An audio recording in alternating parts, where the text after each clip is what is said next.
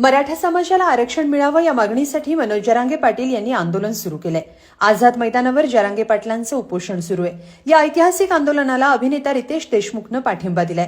रितेशनं social मीडियावर याबाबत एक पोस्ट लिहिली आहे। जरांगे पाटलांना पाठिंबा देण्यासाठी राज्यभरातले मराठा बांधव मुंबईत आलेत, पण ना त्यांच्या राहण्याची सोय आहे ना जेवणाची। मुंबईत पाऊस पडतोय। या पावसात मराठा आंदोलकांनी छत्रपती शिवाजी महाराज टर्मिनसचा सहारा घेत तिथं गर्दी केली आहे। याच गर्दीचा आणि जरांगे पाटील यांचा फोटो शेअर करत रितेश देशमुखनं एक पोस्ट लिहिली आहे। या पोस्टमध्ये रितेशनं म्हटलंय, सकल मराठा समाजाचे बांधव आपल्या न्याय मागण्यांसाठी शांततापूर्ण मार्गाने मुंबईत आलेत।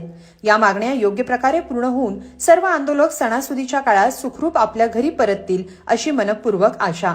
श्री मनोज जरांगेजी हे उपोषणावर आहेत। त्यांच्या आरोग्यासाठी मी प्रार्थना करतो आणि लवकरच यावर समाधानकारक तोडगा निघावा, मराठा समाजाला न्याय मिळावा अशी अपेक्षा आहे।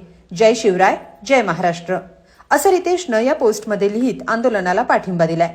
रितेशच्या या पोस्टवर अनेकांनी कमेंट केल्यात। आता मैदानात यावं लागतंय असं लिहित आंदोलनात सहभागी होण्याचा सल्ला रितेशला देण्यात आलाय।